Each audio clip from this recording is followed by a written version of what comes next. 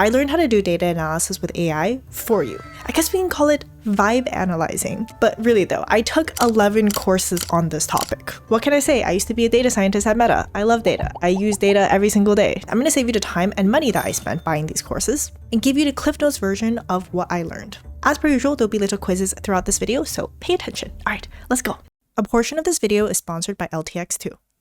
The outline of today's video is first I'm going to cover when is it useful to use AI for data analysis. Then we'll talk about the DIG framework for how to approach analysis. But of course, to make it all concrete, we need some examples, so I'll then be showing you lots of examples. And finally, I'll explain how to take this even further and take your data analysis and build it out into dashboards or even AI applications. I do want to make a note that a lot of the courses and examples are focused on using ChatGPT as the tool for data analysis, but that is not the case that you have to use ChatGPT. In fact, you can switch it out for Gemini and Claude. It would work the same way. In fact, sometimes they would actually work better. So don't feel like you need to be married to a single tool. And I'll actually call out if there is a tool that I think would work even better.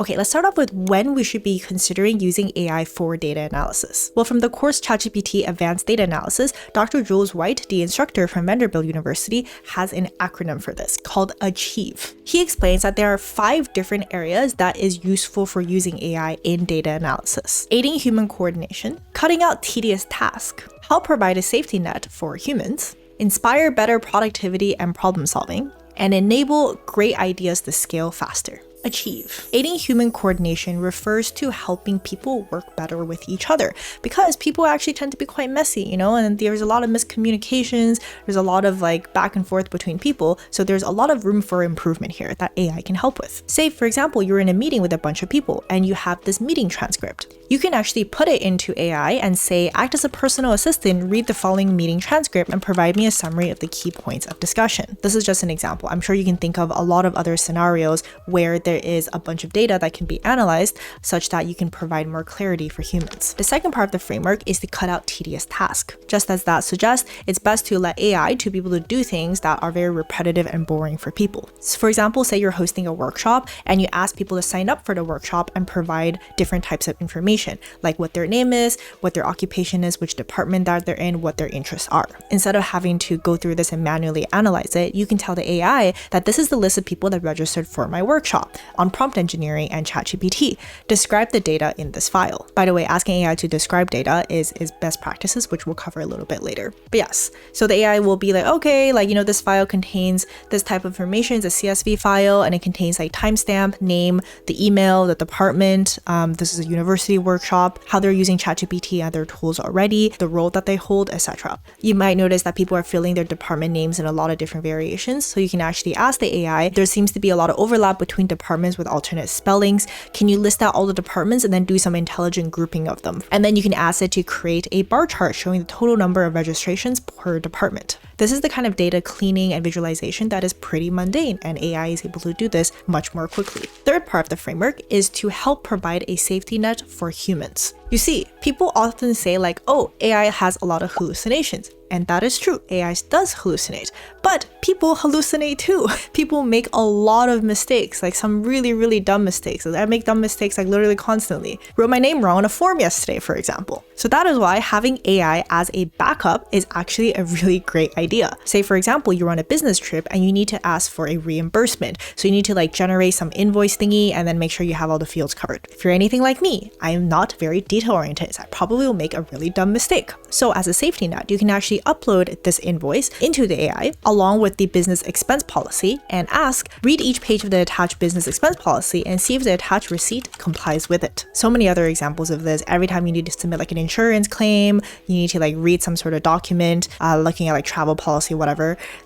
So many examples of this. The next part of the framework for when to use AI for data analysis is the IEV, which is inspire better problem solving and creativity. This is another thing. People always feel like AI is going to make people less creative and is going to take over creative things, but that is not the case. It's all about asking the right questions. Say, for example, you have a PowerPoint presentation that is really, really important. You can actually upload those slides into AI, ask them to quickly summarize it, and then ask it to act as a skeptic of everything I say in this presentation and find flaws in my assumptions, assertions, and other key points, and then generate 10 hard questions for me.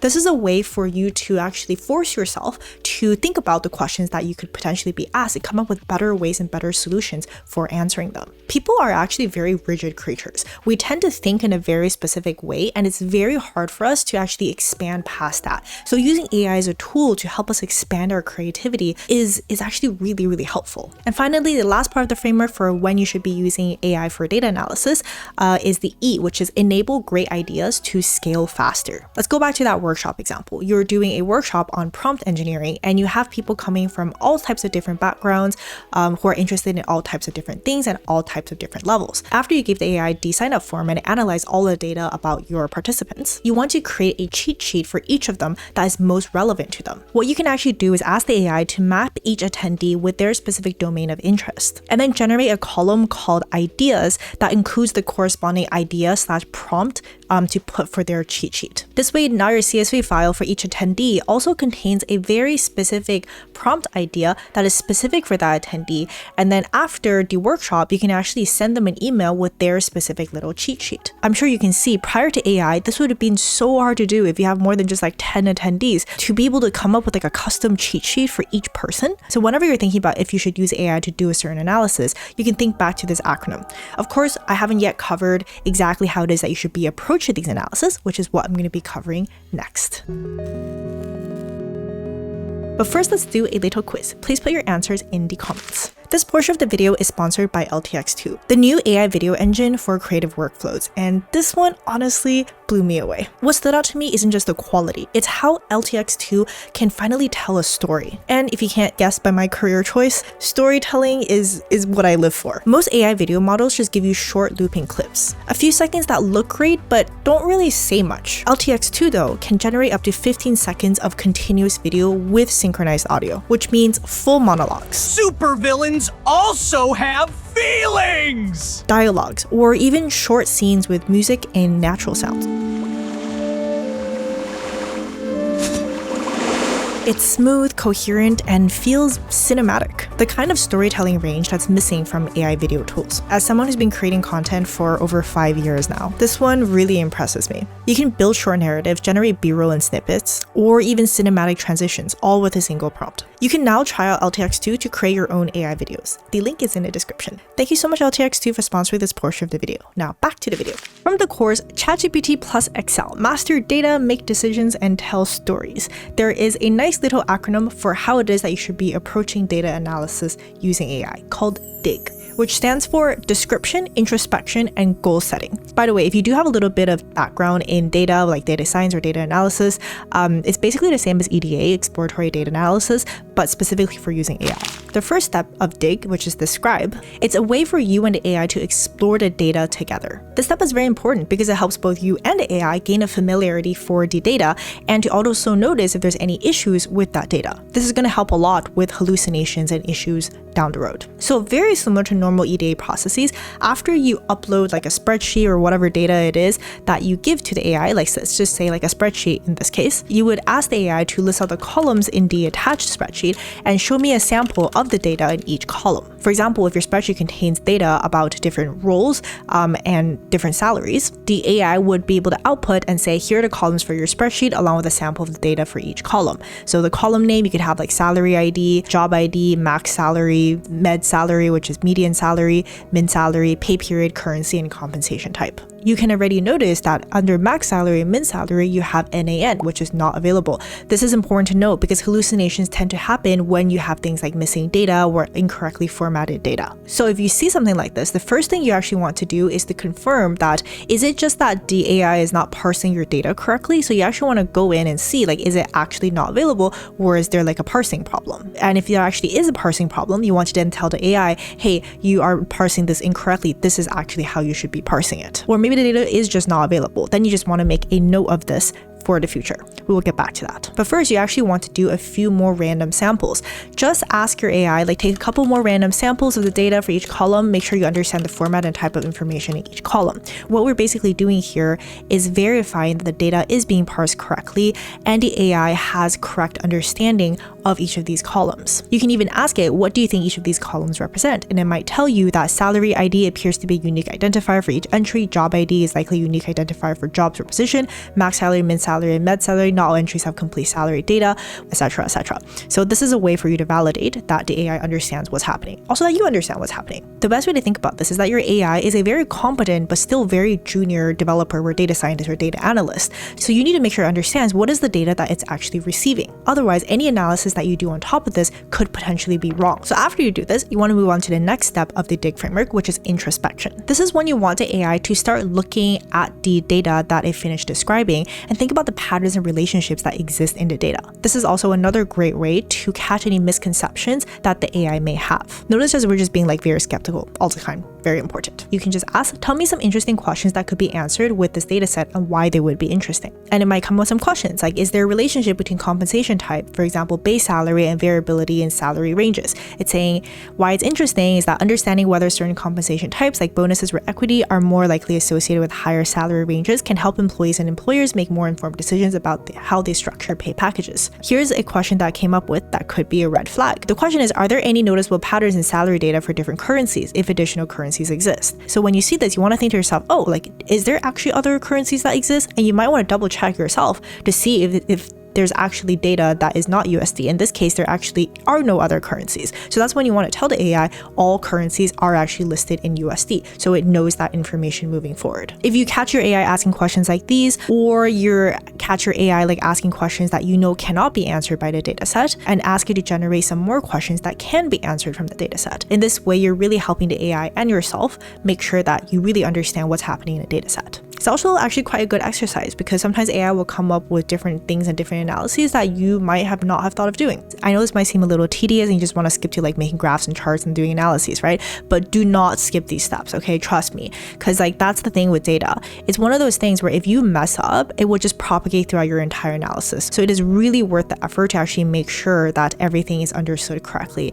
And this is actually the same with humans too. It's not like an AI problem. Even when I was a data scientist, I spent a significant amount of time doing exploratory data analysis, making sure that I understood exactly what was happening in data and clarifying all that information as well. Because I knew if I just like rush into things, I'll probably end up making a mistake and be very embarrassed when someone catches my mistake, or worst case scenario, get fired because I made a really dumb mistake and then, lost the company a lot of money or something like that. Anyways, so after you do this, the third step of the framework is goal setting. It's very important that your AI understands what it is that you're trying to achieve. Like if you just went like analyze this data, your AI is going to be like, what the heck? Like, what does that even mean? What am I supposed to analyze? What's the result? So it's the same. You got to be like very clear about what the goal actually is.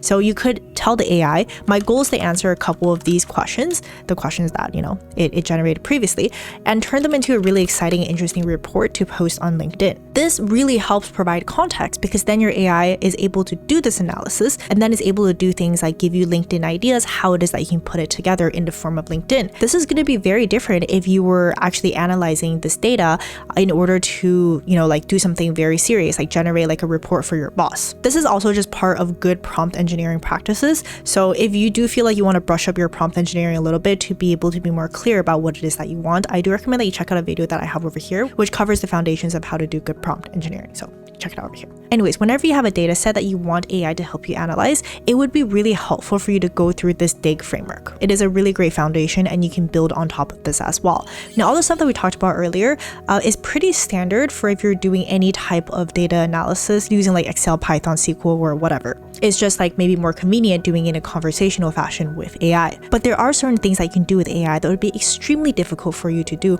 just using these traditional tools. Like for example, if you're job hunting right now and you have access to this data set, you could be thinking like, oh, like I'm looking for a job that is between like $50,000 to $80,000 based on the East Coast and specifically works with wood. I don't know, something like that, right? So within this data, there is no specific section that's like works with wood / not work with wood, or like materials that you're working with. And it also doesn't specify like, is it East Coast or West Coast? It's just like the location, like Chicago, right? But because of Gen AI's capabilities, you're able to like filter through this data in a way that's far more intelligent to be able to find the rules that you could be potentially interested in.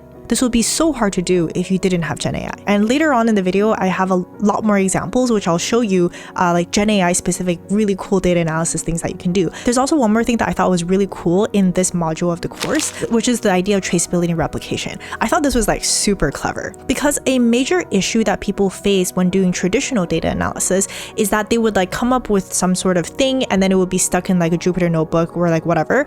And it would actually be very difficult for other people to reproduce that analysis. But with AI, you can actually ask AI to come up with a traceability document that allows other people to be able to perform the same analysis to validate the results. You can ask, let's create a traceability document to make sure that others can 1, know what data was used, 2, how the analysis was performed, and 3, threats to validity. We want a guide for someone else to be able to replicate and know the limitations of the analysis. You can save this traceability information as like a readme.md. Don't worry if you don't know what that is. It's just very common for software engineers to be able to store it this way, but you can kind of store it like a Word document, whatever, doesn't actually matter. And then for each analysis and visualization, you can actually ask it to write a single Python script that performs the full analysis to produce the visualization and the results. I think it's a really, really clever idea and really smart thing to do if you're doing any type of data analysis using AI. All right, time for our next little quiz. Please answer the questions on screen in the comments. Yay! Okay, we can move on to some examples. I'm really excited for this section. First example is super simple, but is actually really helpful. It's pretty much like any type of small document you can just directly upload, do dig on it, and then have it proceed to analyze that information and transform it in whatever way. Like if you have structured data, like say you have a CSV form that has like all the different types of inventory throughout the past few months. You can ask it to filter for different types of inventories. You can ask it what are the trends in the inventories over time. Are there certain items that are becoming more popular, certain items that are becoming less popular? Maybe you want to like remove those if there's too much of that in the inventory. You can even ask it to come up with a predictive model to see what are the inventories that you should be stocking for the next few months so that you're able to optimize the amount of inventory so you don't have too much and you also don't have too little. You can also do visualizations, both static visualizations. You might want to make a bar chart that's ranking all the different types of inventory that you have. You might want to make a time series graph over time. What are the changes in inventory? And you can also make dashboards as well, interactive dashboards. For this specific one, Claude, as of the filming of this video,